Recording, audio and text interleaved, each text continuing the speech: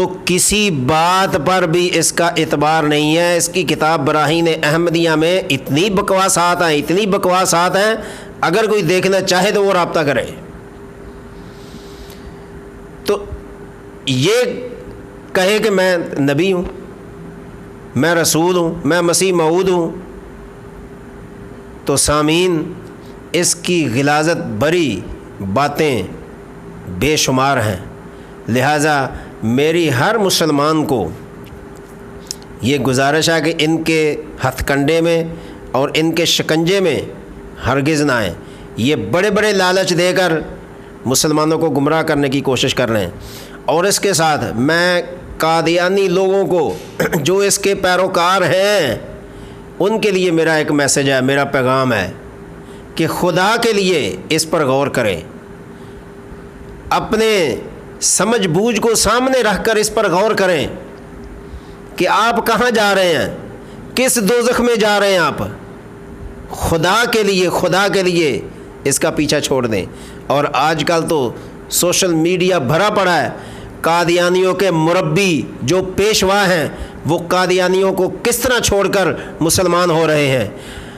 میں ان قادیانیوں کو کہتا ہوں جو مرزا غلام احمد کے پیروکار ہیں کہ تمہارے مدرسوں کے جو مربی ہیں وہ توبہ تائب ہو کر مسلمان ہو گئے ہیں، اور آج وہ سوشل میڈیا پر بیٹھ کے مرزا کی وہ بکواسات، وہ غلیظ زندگی، وہ بیہودہ زندگی اور اسلام دشمنی زندگی کو وہ جب بیان کرتے ہیں تو انسان کے رونگٹے کھڑے ہو جاتے ہیں۔ میں آپ کو دعوت اسلام دیتا ہوں، دعوت ایمان دیتا ہوں، لعنت بھیجے مرزے کی زندگی پر اور اس کی نام نہاد نبوت پر اور ان کے پیروکاروں پر اور ان کے چاپلوسوں پر۔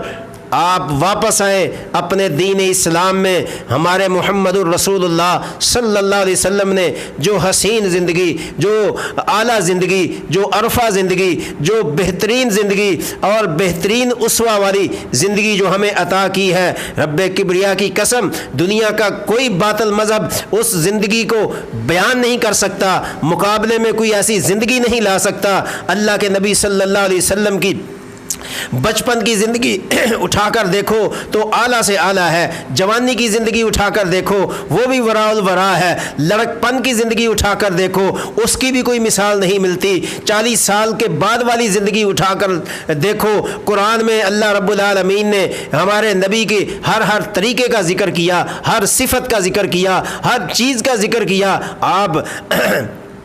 آپ نا انصافی کی اینک اتار کر آپ عدل و انصاف کے ترازو میں آ کر قرآن کو پڑھ کر تو دیکھیں کہ اسلام کی زندگی کیا ہے اور یہ کفر کی زندگی کیا ہے۔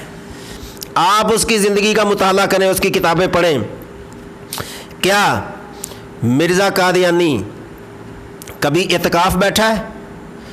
مرزا قادیانی کبھی اس نے روزے رکھے؟ اور مرزا قادیانی کبھی اس نے حج کیا ہے؟ اس کی پوری تاریخ میں کوئی دکھا دے یہ کام اس نے کیے ہوں۔ بلکہ ہر رمضان میں اس کو دورے پڑتے تھے، ہر رمضان میں دورے پڑتے تھے، 2 4 8 10 روزے جیسے ہی رکھے دورے پڑنے شروع ہو گئے، روزہ توڑ دیا اور باقیوں کا فدیہ دے دیا۔ اٹھائیں نبیوں کی زندگی، ہر نبی نے اپنے اپنے دور میں کیا کیا کیا، اور امام الانبیاء صلی اللہ علیہ وسلم نے کسی رمضان کے روزے چھوڑے، کسی رمضان کے روزوں کا فدیہ دیا۔ جب حج کی فرضیت آئی تو اللہ کے نبی نے سب سے پہلے حج کیا۔ ہر سال آپ اعتکاف بیٹھتے تھے، مرزا کبھی اعتکاف بیٹھا ہے؟ یہ وہ اس کی زندگی ہے۔ قادیانی لوگوں کوئی نہیں آپ کو بتائے گا، لیکن اس کے بارے میں آپ سرچ کریں، دیکھیں، پڑھیں، اس نام نہاد جھوٹے نبی کی زندگی کو اٹھا کر پڑھیں، آپ خود توبہ طائب ہوں گے۔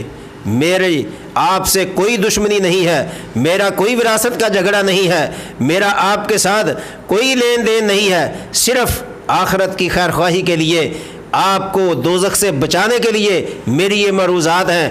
خدا کے لیے اس پر غور کریں۔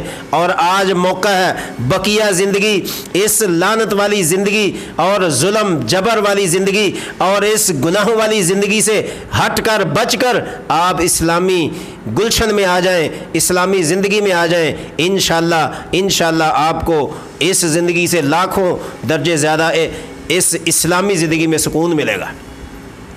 تو لہٰذا یہ قادیانی دوستوں سے میری اپیل ہے، میری گزارش ہے، میں جذبات سے ہٹ کر آپ سے بات کر رہا ہوں، تو اس پر آپ غور کریں گے، انشاءاللہ ضرور نتیجے تک پہنچیں گے۔